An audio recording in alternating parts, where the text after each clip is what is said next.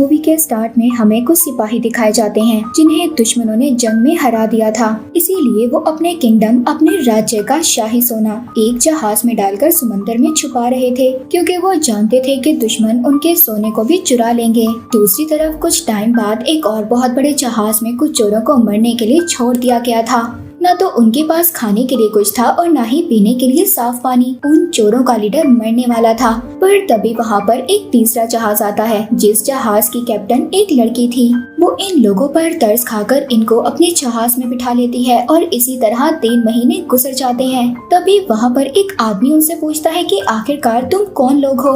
इस बात पर वो कैप्टन लड़की जवाब देती है कि हम भी चोर ही हैं, लेकिन बस हम लोग सिर्फ जापान के जहाजों को लूटते हैं। इस बात पर वो आदमी कहता है यही तो तुम्हारी गलती है, समुद्री लुटेरे तो हर जहाज को लूटते हैं। उनकी बातों के बीच उनको दूर से एक जापानीज जहाज आता दिखाई देता है, जिसे देखकर सब खुश हो गए थे। यहीं पर चोरों का लीडर उनसे कहता है ये जहाज तो मैं लूटूंगा क्योंकि मैं बहुत अच्छा तलवारबाज हूँ। यानी वो कहना चाह रहा था कि मैं बहुत अच्छी तलवार चलाता हूँ। वो चोरों का लीडर उस जहाज में चला जाता है और जो जापानी लोग थे उनसे लड़ता है। कैप्टन लड़की भी उस जहाज में आ जाती है और उनसे लड़ती है। अब सब लोगों को मारने के बाद जब इनका एक आदमी पूरे जहाज को चेक करता है तो वो बताता है कि इस जहाज में तो कोई भी कीमती सामान नहीं है और न ही कोई खाने पीने का सामान है। वो कैप्टन लड़की उन लोगों से पूछती है कि आखिरकार बगैर खाने पीने के तुम लोग क्या कर रहे हो। तभी उनमें से एक बच्चा बताता है कि हम लोग एक खजाने की तलाश में निकले थे और रास्ता भटक गए और इस वजह से हमारा सारा खाना भी खत्म हो गया।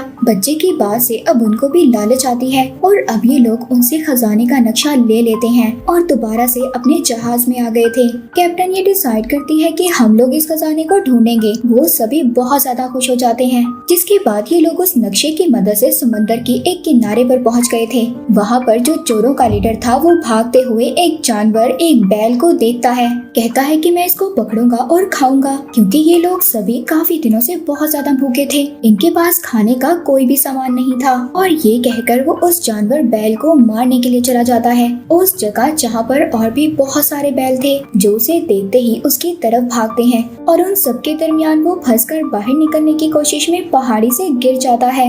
उसके साथ ही समझते हैं कि वो मर गया, पर वो जिंदा था और एक पहाड़ी की चोटी से लटका हुआ था, जहाँ उसको हाथी का एक दांत नजर आता है, जिसकी मदद से वो ऊपर भी आ गया था। कैप्टन लड़की दांत को देखकर कहती है इस दांत पर तो खजाने के आगे का रास्ता बना हुआ है। वो लड़की उससे दांत ले लेती है, कहती है कि मैं ही अब कैप्टन हूँ और जिसको मेरे साथ खजाने की तलाश में चलना है चल सकता है। सभी लोग अब लड़की के कहने पर चल रहे थे, क्योंकि उनको उनके लीडर से ज्यादा लड़की पर यकीन था। चोरों का जो लीडर था उसके सभी लोग उस लड़की के साथ बोट में बैठकर चले जाते हैं और वो उधर आइलैंड पर अकेला बच गया था। दूसरी तरफ हमें एक जनरल दिखाया जाता है जो अपने राजा को इस खजाने के बारे में बता रहा था और कहता है कि मैं जानता हूँ कि ये खजाना कहाँ पर है। इधर वो कैप्टन लड़की अपना जहाज रोककर चोरों के लीडर का इंतजार कर रही थी, लेकिन वो नहीं आता। तभी एक आदमी उस लड़की के पास आता है और बताता है कि हाथी का दांत चोरी हो गया है। दांत के बगैर खजाने तक पहुँचना नामुमकिन है, इसीलिए वो दोबारा उसी आइलैंड पर जाती है जहाँ पर वो चोरों के लीडर को छोड़ आई थी। वो उसको एक लकड़ी के घर में मिलता है। लड़की चोरों के लीडर को बहुत मारती है और हाथी के दांत के बारे में पूछती है। वो बताता है कि मैंने ऐसा नहीं किया, मैं क्यों हाथी का दांत चुराऊंगा, मैं तो खुद तुम्हारे जहाज में छुप गया था जिसका तुम्हें पता नहीं चला। अब उनको खबर होती है कि उनका एक साथी दांत चुराकर शहर की तरफ बेचने के लिए भाग गया है। फिर हम उनके साथी उसी चोर को देखते हैं जो दांत चुराकर भाग गया था। तभी वहाँ पर चोरों का लीडर और लड़की भी आ गई थी और आदमी को पकड़ लेते हैं और आखिर उनको दांत भी मिल जाता है। कहानी दोबारा से वहीं से शुरू होती है जहाँ पर राजा और जनरल खजाने के बारे में बात कर रहे थे। जनरल ने सारी बात बताई थी। राजा उससे पूछते हैं कि तुम्हें खजाने का कैसे पता चला। वो बताता है जिस सिपाही ने खजाना छुपाया था मुझे उसकी वाइफ से पता चला है। ये लोग भी अब खजाने की तलाश में निकल जाते हैं। उधर उस कैप्टन लड़की का एक साथी उस दांत पर लिखे हुए लफ्जों को पढ़ने की कोशिश कर रहा था, पर तभी चोरों के लीडर को बात समझ आ जाती है और कहता है कि मैं जानता हूँ ये जगह कहाँ पर है। ये लोग उस जगह पर निकल जाते हैं जो जगह समंदर के दरमियान में थी। ये लोग अपनी बोट से कूदकर समंदर के अंदर जाते हैं। वहाँ पर उनको बहुत सारी जेली फिशेस दिखाई देती हैं। तभी उनको समंदर में एक रास्ता नजर आता है। वो लोग उस रास्ते से एक केव में पहुँच गए थे, पर यहाँ पर उनको कुछ भी नहीं मिलता। तभी वो चोरों का लीडर उस लड़की से कहता है, तुम सबकी कैप्टन बनती हो ना, चलो रास्ता बताओ सबको खजाने का। इस बात पर उस लड़की के एक साथी को बहुत ज्यादा गुस्सा आ जाता है। वो चोरों के लीडर को मारता है, पर वो उस आदमी को दूर फेंक देता है, जिससे कि वो उस केव का रास्ता खुल गया था। वो लोग वहाँ पर जाकर देखते हैं, उनको चांदी के अलावा कुछ नहीं मिलता। उसको देखकर सभी खुश हो रहे थे, पर तभी चोरों का लीडर कहता है कि ये असल खजाना नहीं है, खजाना तो कहीं और छुपा हुआ है। और तभी उन लोगों को उधर एक झंडा नजर आता है, जिस पर ड्रैगन बना हुआ था। जब वो लोग उस झंडे को गौर से देखते हैं, तो उस झंडे पर जो ड्रैगन बना हुआ था उसमें एक नक्शा था। पर तभी वहाँ पर एक जोरदार धमाका होता है।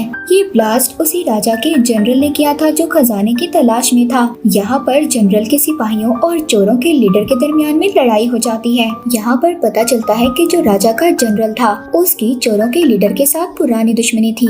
ये दोनों यहाँ पर बहुत ज्यादा लड़ते हैं। तभी चोरों का लीडर चांदी के संदूक को एक रस्सी से अपनी कमर पर बांध लेता है और उसी पानी में कूद जाता है जहाँ से उन्हें केव का रास्ता मिला था। वो उस संदूक की वजह से पानी की गहराइयों में चला गया था, पर कैप्टन लड़की उसको बचा लेती है, मगर उसको बचाते हुए वो खुद भी डूब रही थी। जिसके बाद एक बहुत बड़ी वेल आकर उनको अपने मुंह में डाल लेती है। उस वेल का पेट फट जाता है, जिससे कि वो दोनों अपने जहाज में वापस आकर गिरते हैं। उधर केव में उस राजा के सिपाहियों को जो खजाने की तलाश में था, उनको झंडा मिल जाता है।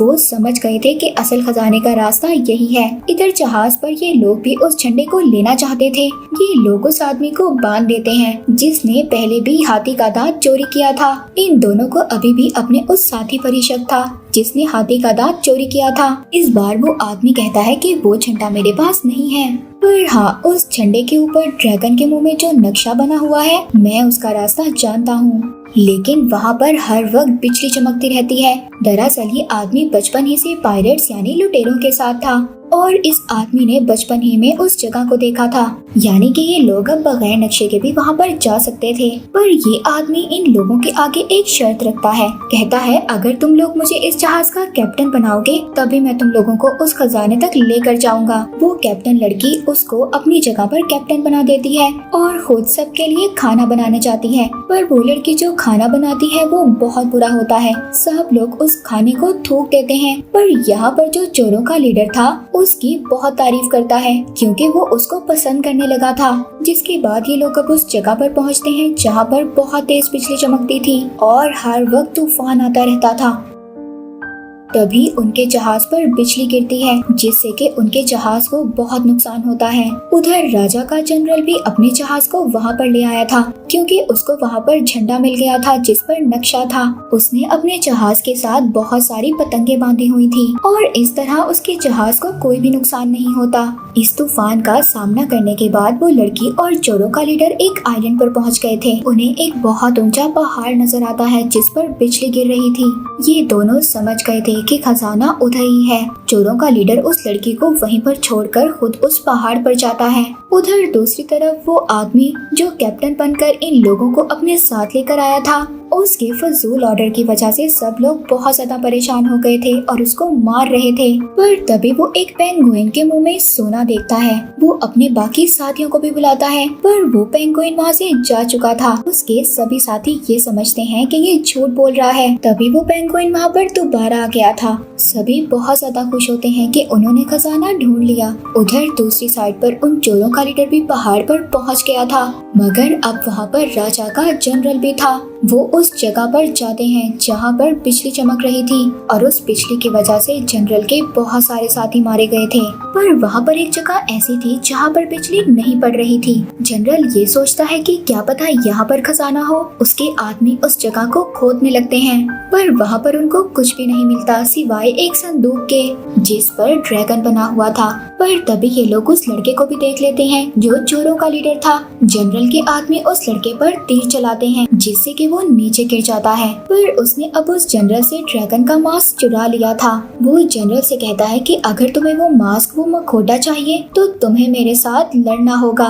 उधर जनरल के आधे लोग कैप्टन लड़की के जहाज पर हमला कर देते हैं। तभी वो लड़की वहाँ पर अपने और साथियों को ले आती है ताकि वो अपने जहाज को बचा सके। उधर चोरों के लीडर और जनरल के दरमियान में लड़ाई हो रही थी और इसी लड़ाई के दौरान वो ड्रैगन मास्क वो मखौटा पानी में गिर जाता है। उधर वो आदमी जो कैप्टन लड़की के साथ था और सबको यहाँ पर लाया था, उसने उस पेंगुइन के पाँव पर रस्सी बांध ली थी जिसके मुंह में सोना था। वो पानी में चली जाती है और तभी वो आदमी भी उसके पीछे चला जाता है। उसको समुद्र में ड्रैगन मास्क भी मिलता है जो पानी में गिर गया था। अब जब वो उस ड्रैगन मास्क को उठाता है तभी उसको अपने सामने वैसी ही केव नजर आता है। वो आदमी जब उस केव में जाता है तो उसको खजाने से भरा हुआ एक जहाज मिलता है। वो उस जहाज को लेकर उस कैप्टन लड़की के पास आ जाता है जो उनकी लीडर थी। उधर चोरों के लीडर और जनरल के दरमियान में लड़ाई हो रही थी, पर वहाँ पर तेज बिजली और अपनी तलवार के वार से चोरों के लीडर ने जनरल को मार दिया था।